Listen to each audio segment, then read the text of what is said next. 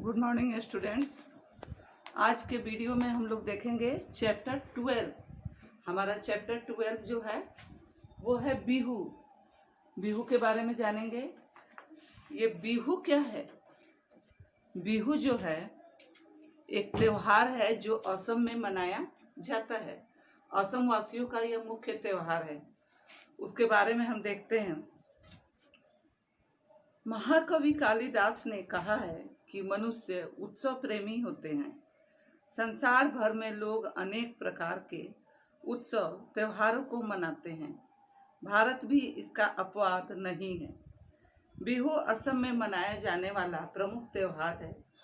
इस त्योहार में आपसी प्रेम, सौंदर्य तथा विभिन्न संस्कृतियों की एकता की झलक मिलती है। यानी कि कालिदास के अनुसार मनुष्य उत्सव प्रेमी होते हैं। यानी मनुष्य को उत्सवों से, त्योहारों से प्रेम होता है, उससे जीवन में रस आता है और एकता की भावना पुष्ट होती है। इसी क्रम में विभिन्न त्योहार मनाए जाते हैं, जिसमें बिहू भी है। बिहू असम में मनाया जाने वाला एक प्रमुख त्योहार है। आगे कहता है, प्रकृति और मनुष्य का अटूट नाता है। अटूट का अर्थ होता है जो टूट न सके, जिसे तोड़ा न जा सके, मजबूत, उसे बोलते हैं अटूट। तो प्रकृति और मनुष्य का अटूट रिश्ता है। प्रकृति की खुशहाली मानव जीवन को प्रभावित करती है। भारतीयों ने इस रहस्य को समझा और जाना है। यहाँ मनाए जाने वाले त्योहारों का भी प्रकृति से गहरा संबंध है। यानी हमारे जो त्योहार होते हैं किसी न किसी रूप में हमारी प्रकृति से जुड़े होते हैं और समय समय पर यह संबंध त्योहारों के रूप में हमें दिखाई देता है। त्योहार हमारे जीवन में जोश और उमंग भरते हैं। समय समय पर हमारे देश में त्योहारों, पर्वों एवं मेलों का आयोजन होता है। इससे क्या होता है, तरह तरह के त्योहार एवं मेलों का आयोजन करने से मनुष्य में नई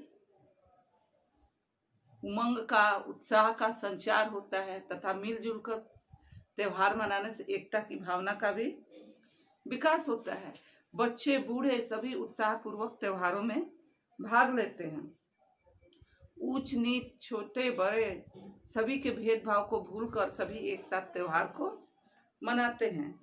कह रहे हैं, यूं तो बिहू का संबंध बसंत काल में मनाए जाने वाले बोहाग बिहू से है, पर इसके अतिरिक्त दो और बिहू मनाए जाते हैं। यानी बिहू का त्योहार वर्ष में 3 बार मनाया जाता है। एक बसंत ऋतु में बोहाग बिहू, और दूसरा कार्तिक महीने में कार्तिक बिहू, जिसे काती बिहू भी कहते हैं, और एक मनाया जाता है माघ महीने में, जिसे माघ बिहू कहते हैं। तो बोहाग बिहू जो है बसंत काल में मनाया जाता है। इसे रोंगाली बिहू भी कहते हैं। यह अप्रैल महीने के मध्य में मनाया जाता है।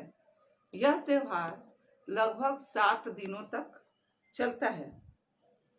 यह त्योहार जो है बसंत ऋतु, नव वर्ष और कृषि तीनों की खुशियों का त्योहार है। यानी इस समय बसंत ऋतु होती है, जिसमें प्रकृति की सुंदरता बढ़ जाती है।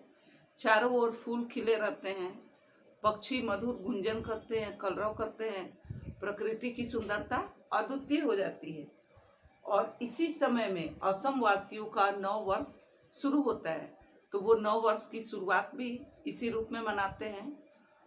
और साथ ही क्या होता है, कृषि की भी, कृषि खेती की फसल भी इनकी होती है। कृषि के उत्सव में भी ये त्योहार मनाया जाता है। असम में एक लोक कथा प्रचलित है। उस कथा के अनुसार बरदय चिल्ला नाम की स्त्री अपने मैके वापस आती है और उसी के स्वागत में प्रकृति अपना मोहक रूप धारण करती है। यानी प्रकृति की सुंदरता बढ़ जाती है। चारों ओर तरह तरह के फूल खिल जाते हैं।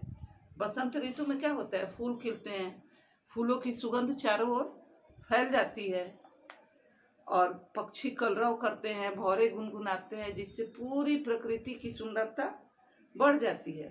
तो वही कह रहा है कि इस ऋतु में, बसंत ऋतु में प्रकृति दर्शनीय हो जाती है, यानी देखने योग्य होती है। उसी समय यह त्योहार मनाया जाता है। और जब ये स्त्री वापस अपने ससुराल लौटती है तो उस समय तेज हवाएं चलती हैं और आंधी और तूफान के साथ बारिश से रिमझिम फुहारें गिरती हैं, जिसे देखकर किसान खुश होते हैं।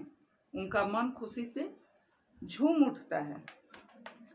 इस समय किसान अपने खेतों को जोतकर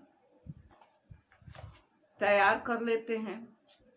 यह त्योहार जो है कई दिनों तक चलता है और इस बीच किसान और पशुओं का अटूट नाता है, यानी जिसे तोड़ा नहीं जा सकता, बहुत गहरा रिश्ता है।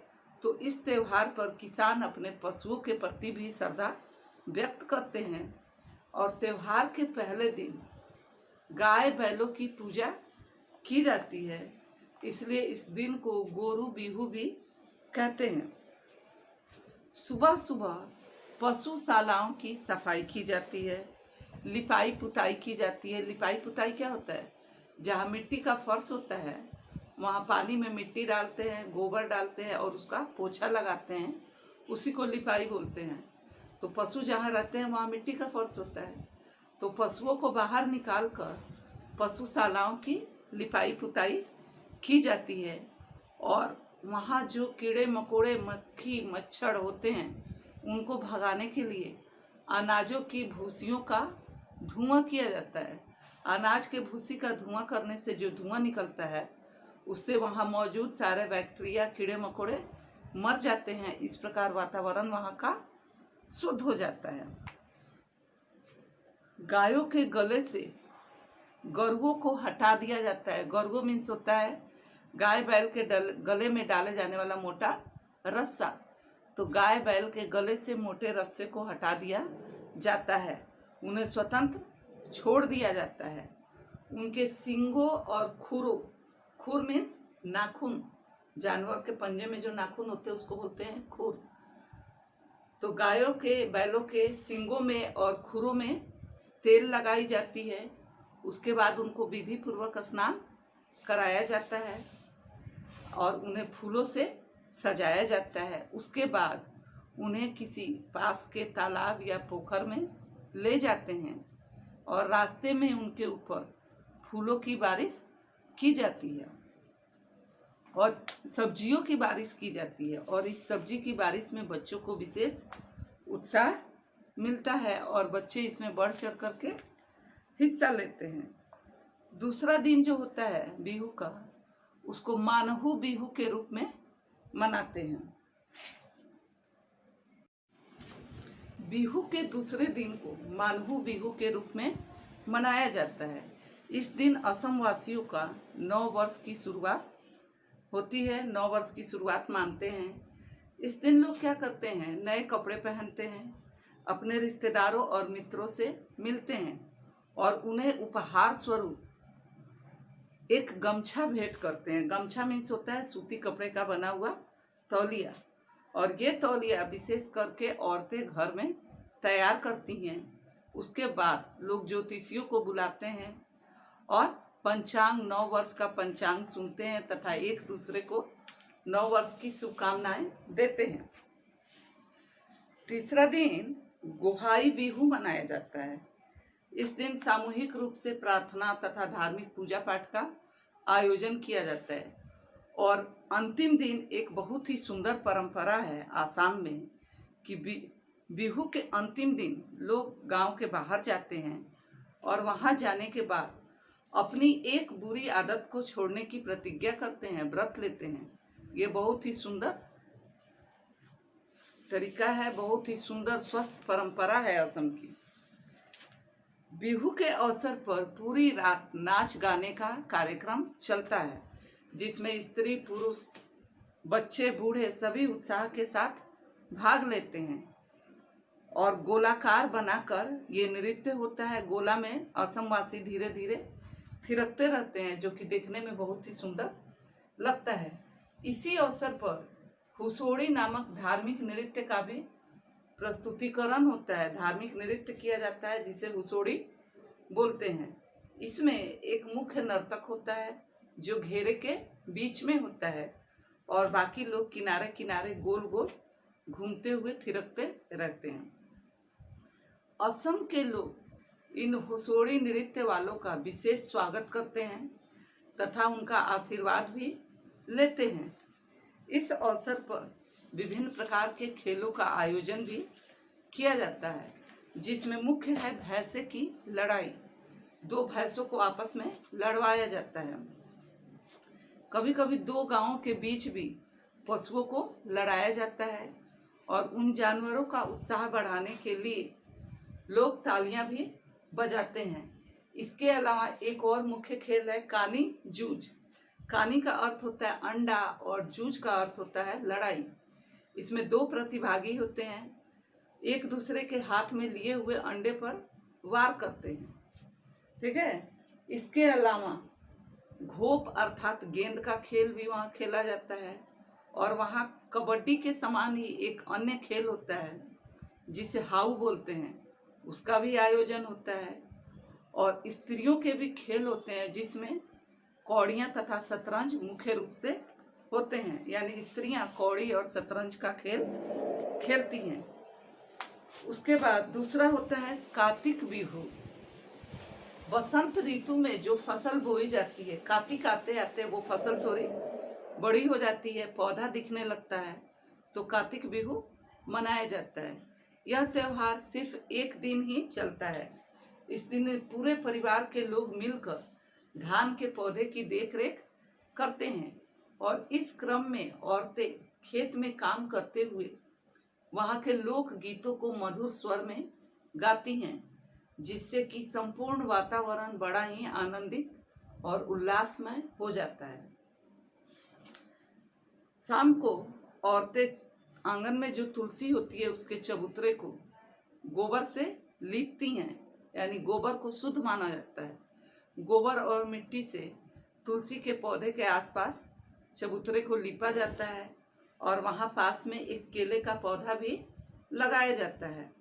और शाम को तुलसी के पौधे, भंडार गृह तथा आंगन में दीपक जलाए जाते हैं और खुशियाँ मनाई जाती है। इसके अलावा जब फसल पककर तैयार हो जाती है उस समय किसानों के घर जब अनाज से भर जाते हैं तो उनका मन भी बहुत खुश होता है। उस खुशी में वो मनाते हैं भोगाली बिहू। भोगाली बिहू में क्या होता है, भोज का आयोजन होता है, घर घर में भोज का आयोजन होता है। उस भोज में लोग चावल के पुए, मिठाइयाँ तथा मछली के विभिन्न प्रकार के भोजन बनाते हैं। मछली के तरह तरह की मछलियाँ बनाई जाती हैं। इसके लिए मछलियाँ पास के तालाब या पोखर से लाई जाती हैं। कुछ जगहों पर लोग सामूहिक रूप से मछली को पकड़ने के लिए जाते हैं, जिसमें इन्हें विशेष आनंद मिलता है। और युवक और बच्चे इस त्योहार में मिल करके सूखे हुए पत्ते और बांस से एक विशेष प्रकार का घर बनाते हैं। इस घर को मेला घर कहा जाता है। इस मेला घर पे लोग प्रीति भोज का आयोजन करते हैं, जिसमें तरह तरह के व्यंजन बनाए जाते हैं, एक दूसरे को खिलाए जाते हैं तथा नृत्य और संगीत का प्रोग्राम भी पूरी रात चलता रहता है। पूरे रात नाच गाना चलता है। इस अवसर पर भेजी जमा की जाती है और होली की तरह मनाई जाती है। अब भेजी और होली क्या है? जिस प्रकार होली के एक दिन पहले हम होलिका मनाते हैं और उसमें घर घर से लकड़ियां भेजी जाती हैं और किसी चौराहे पे या मुख्य जगह पे उसको जलाया जाता है और उसमें अध जली लकड़ियों को लोग अपने घरों में ले जा करके रखते हैं। और ऐसी मान्यता है कि ऐसा करने से घर में सुख, संपत्ति और खुशहाली आती है। तो इस त्योहार में भी भेजी हुई लकड़ियां, घर घर से लकड़ियां भेजी जाती हैं और गांव का मुखिया उन सबको एक जगह इकट्ठा करता है, विधि पूर्वक पूजन करता है और उनको जलाता है। जलने के बाद उसमें जो अधजली लकड़ियां होती हैं उनको लोग ले जाकर अपने खेतों में और बागों में